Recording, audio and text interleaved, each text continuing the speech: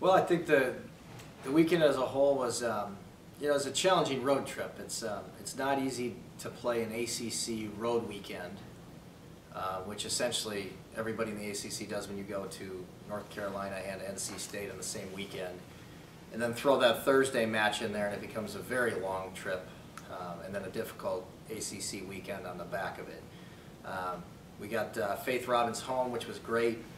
We wanted to do that in her senior year. We got to go to her house.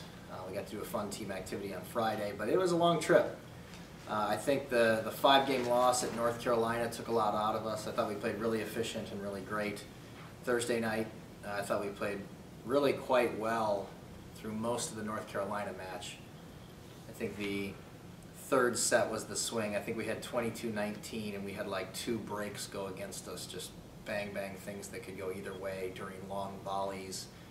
And I thought that ended the third set for us, and I thought we did a great job storming back in the fourth. Our team showed some character there. We were really tight early on in the fifth, and just North Carolina pulled away and made a couple of plays again on long volleys and the ball falling a funny way. And they kind of pulled away and earned that win. And then Sunday, you know, NC State,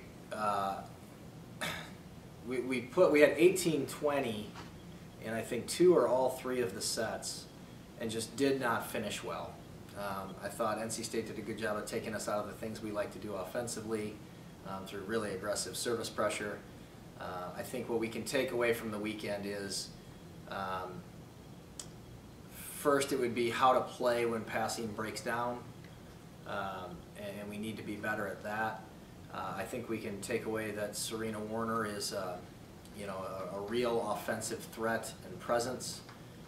I thought she was our MVP this weekend. I thought we've had multiple different people be all-conference and all-tournament team for us, which is a bit of a first. You know, we've often had a year where maybe like a Sue Jacoby gets, you know, 2 or 3, or an Ellen Herman gets 2 or 3 weekends of awards. You know, again, going back to last year's conference tournament, we've had about 5 different players be all-tournament team. So I think we're excited for MAC play. I think from the weekend we can kind of turn that corner and move forward to the MAC at this point. We would love to have had 2 or 3 of those tough matches in the preseason. But I certainly saw some really high-level play out of this team, out of this group, and we'll hope it continues on into MAC play, and are looking forward to moving forward with that chapter. How do you expect to sort of come out of the gate for MAC play? Do you have a game plan for that? Well, you know, it's an exciting start. You know, at Bowling Green, the first match of the year, and they're, you know, a pretty tough team in the MAC East, and we're going to be on the road, and then we go at Miami. So it's a bit of a rivalry opening weekend. The kicker with us and rivalries is we seem to not have a lot of kids from the Ohio area on our team, and so a rivalry to them maybe doesn't mean as much. We're trying to explain to them what it means to these teams, BG and Miami, in terms of a rivalry and how badly they want to beat us.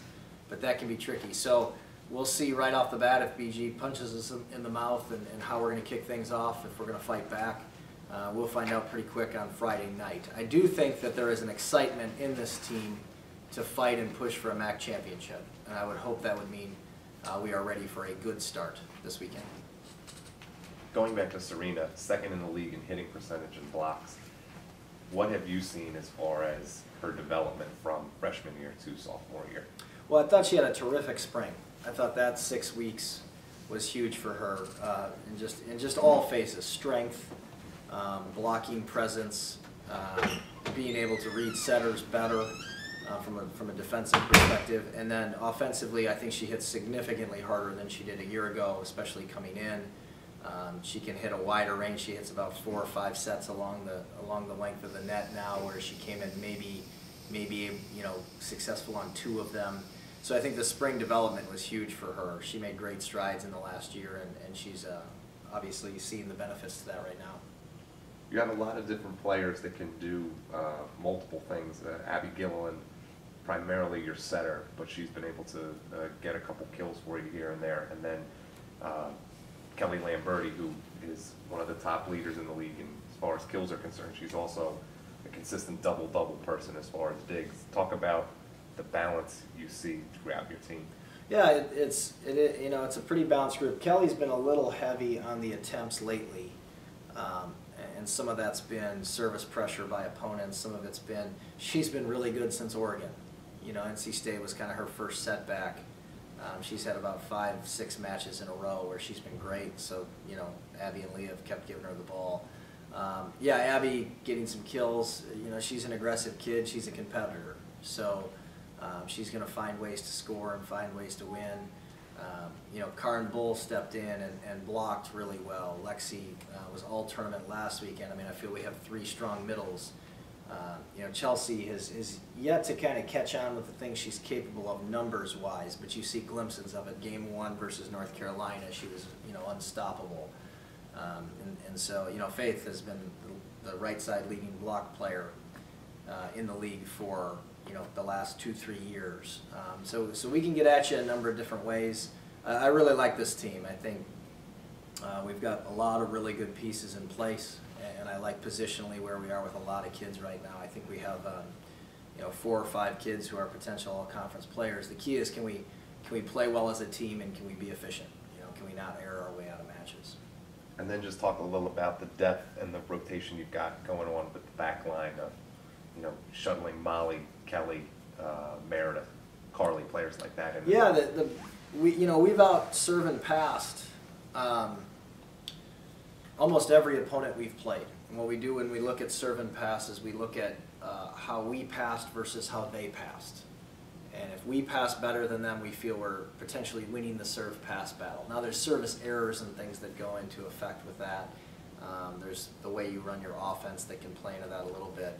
But that back line has out-served and passed almost every single opponent we've played.